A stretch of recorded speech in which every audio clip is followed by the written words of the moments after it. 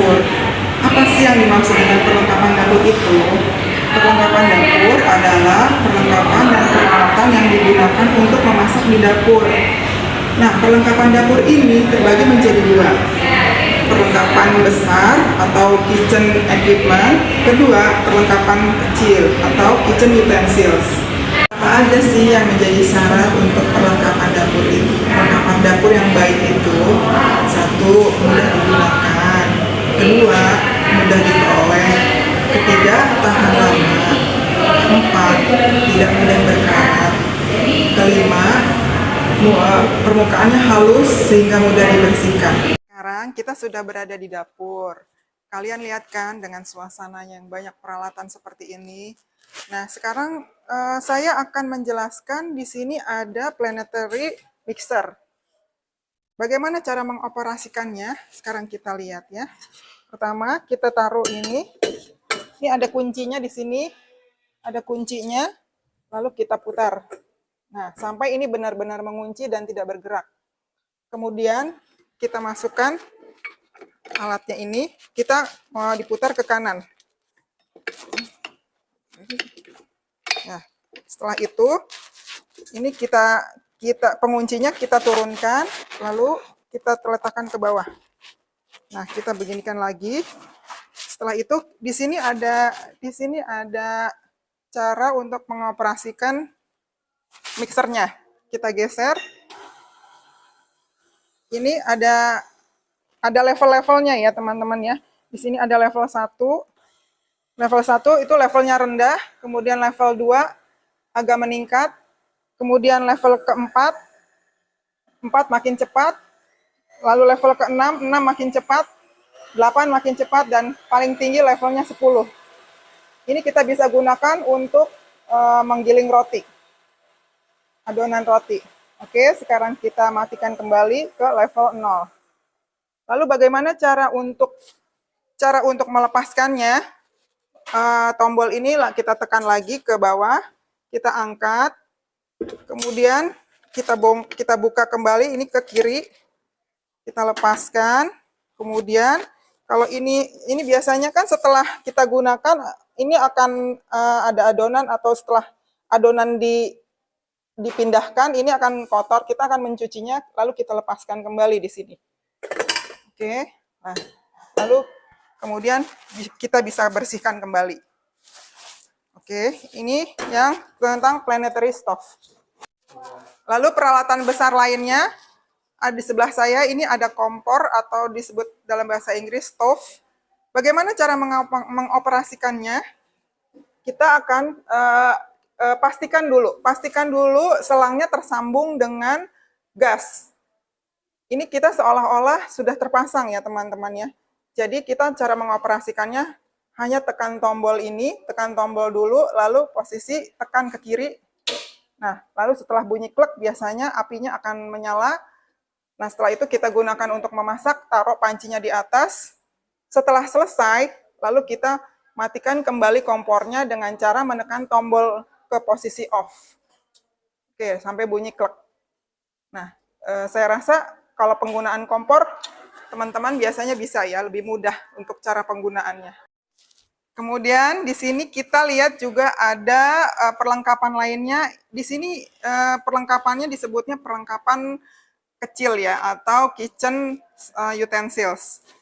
Nah, di sini kita lihat ada yang bentuknya seperti kerucut, tutupnya seperti kerucut. Alat ini biasanya digunakan untuk mengukus ya teman-teman ya. Di sini biasanya digunakan untuk mengukus bakpao atau dimsum atau somai. Kita bisa taruh di sini. Ini kan ada ininya.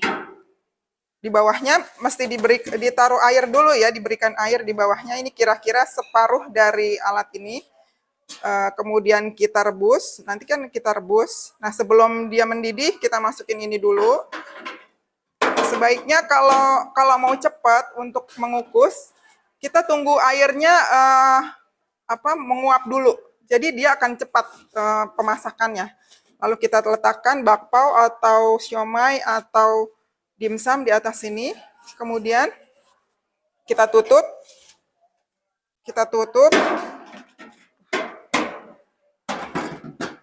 Nah, lalu kita diamkan sampai dia benar-benar, kira-kira sampai benar-benar panas ya. Kenapa di sini ada bentuknya seperti kerucut? Ini ada maksudnya ya teman-teman ya. Maksudnya agar biasanya kalau kita mengukus itu akan menghasilkan air. Biasanya air akan naik uap dari bawah, akan naik ke atas makanannya, kemudian akan menempel di sini air ditutupnya.